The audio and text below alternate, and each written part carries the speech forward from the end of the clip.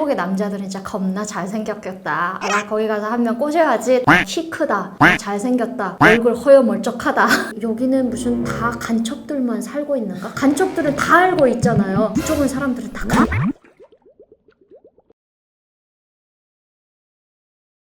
안녕하세요. 저는 북한에서 온 박은희입니다. 잘 부탁드립니다.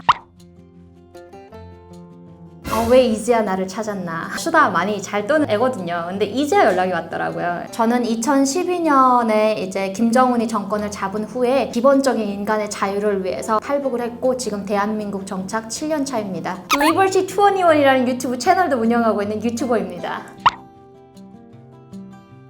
북한에 있을 때 그 남남북녀라고 하잖아요. 한국의 남자들은 진짜 겁나 잘생겼겠다. 아, 거기 가서 한 명 꼬셔야지. 국정원에 왔는데 진짜 사실이더라고요. 키가 평균적으로 이제 북한에서는 163 정도 되거든요. 대한민국에 오니까 거의 한 173 정도? 북한에서는 한 163이면 그래도 괜찮다 이러는데 여기는 평균이 173 이상이 돼가지고 키 크다, 잘생겼다, 얼굴 허여멀쩍하다.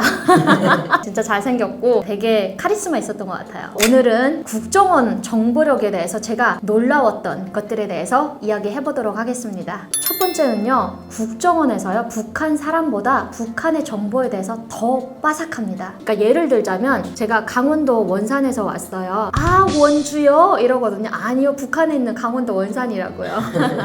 네, 거의 탈북민들이 33,000명이 살고 있는데 강원도에서 온 사람이 2%밖에 안 돼요. 그럴 만큼의 정말 소수가 살고 있는데도 불구하고 국정원에서 강원도 원산에서 누가 왔는지 빠삭하게 알고 있을 때 정말 소름 돋았어요. 저는 또 구글 지도가 있더라고요. 저는 종이장에 그려진 지도만 보다가 온 사람인데 대한민국에는 종이장이 아니라 그냥 뭐 화면으로 틀기만 하면 전 세계적인 지도를 다 볼 수 있더라고요. 근데 국정원에서 간첩인지 아닌지 알아봐야 되잖아요. 저한테 지도를 보면서 내 고향에 100군데 정도 되는 장소를 찾아라 이러는데 진짜 그때 진짜 탈북할 때만큼 힘들었던 것 같아요. 저 길치거든요. 그래서 지금도 GPS만 켜고 다니는데 거기서 구글 지도 처음이고 생소한데 거기다 대고 제 고향을 찾으래요. 3시간 동안 진짜 땀 뻘뻘 흘리면서 찾았는데 그 사람들이 그 지역을 말하면 100군데를 제가 말하잖아요. 그러면 그것까지 다 알고 있는 거예요. 와, 아니 북한에 전문가가 따로 없어요.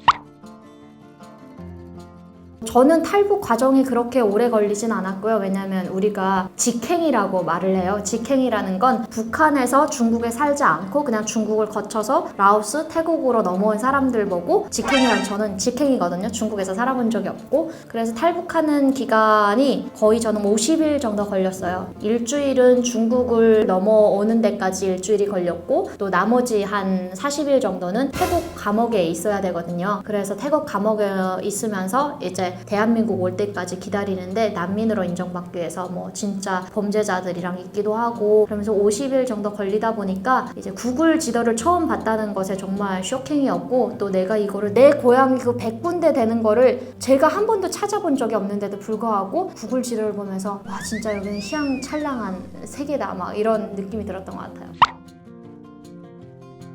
간첩으로 들어와서 정말 잘 훈련된 사람들이면 통과를 하겠죠. 근데 북한에서 이런 말이 있어요. 진짜로 북한에서 그 간첩을 키워가지고 남조선에 보낸다. 머구리복 같은 거 입고 들어간대요. 그러니까 수영 쳐가지고 우리 바닷가다 보니까. 근데 그게 가능할 것 같아요. 왜냐면 강원도 원산에서 온 사람이 별로 없다 보니까 사실적으로 다른 도시나 지역에서 온 사람들에 대한 정보보다는 많지 않을 거잖아요. 그래서 가능성은 있지 않을까. 네, 근데 강원도 원산에서 왔다고 저를 간첩으로 보시면 안 됩니다.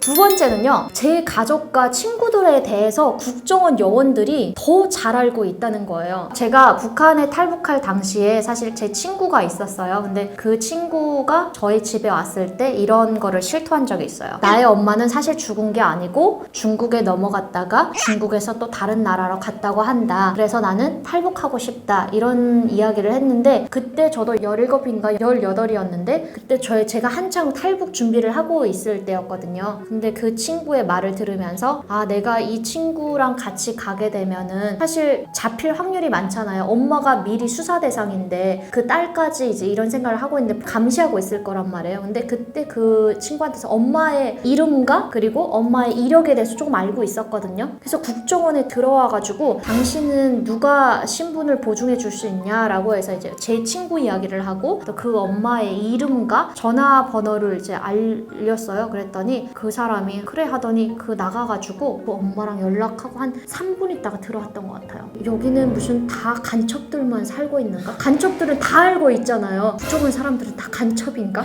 내가 간첩이 아니라 저 사람들이 간첩인데? 이런 느낌?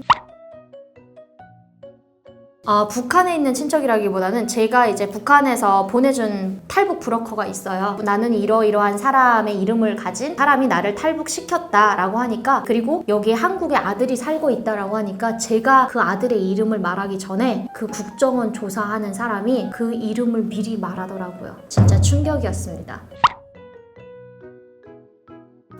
꿀맛이었습니다. 제가 국정원에서 맛있는 밥을 먹었을 때 마약 잽도 안 돼요. 아니 저는 계란 같은 것도 그냥 북한에서는 그냥 프라이 하나 해먹고 이런 정도였는데 국정원에 오니까 이렇게 노랗게 해가지고 이렇게 사각형으로 해서 거기다 파슬리 딱 올려왔는데 정말 예술이더라고요. 그런 거를 저는 저희 삼촌이 부자여서 진짜 그 레스토랑 갈 때만 봤었는데 대한민국의 국정원에 와가지고 내가 그런 대접을 받고 있다니 이게 내가 지금 꿈을 꾸고 있는 건가? 라는 생각이 들었고, 국정원에서 정말 임금님 밥상 같은 밥을 먹으면서 살이 한 3kg 정도 쪘던 것 같아요. 인천이랑 서울에 국정원이 2군데가 있다고 알고 있어요. 근데 이제 저 같은 경우에는 북한에서 혼자 와가지고 가족 친척 그리고 저의 신분을 보증해줄 사람이 별로 없었거든요. 그래서인지 모르겠는데 저를 서울 쪽에 데려간 거예요. 서울 쪽에 데려간 다음부터 자유도 없고 이렇게 총 들고 있는 국정원 요원들이 그 우리 호실 앞에 서 있어요. 그래서 물 들어갈 때도 승인을 받아야 되고 밥 먹으러 갈 때도 우리를 데려가거든요. 저는 그렇게 많이 없어요. 근데 제 친구에 의하면 국정원 조사 때 약간 얘는 진짜 0.00001%라도 얘는 좀 스파이가 아닐까라고 생각되는 사람들은 계속 관리를 한다고 들었어요. 연락을 한다던가 그리고 문자 메시지를 한다던가 아니면 전화를 해가지고 어떻게 지내냐, 이렇게 안부 인사긴 하지만 실제적으로 이제 조사를 하는 거죠.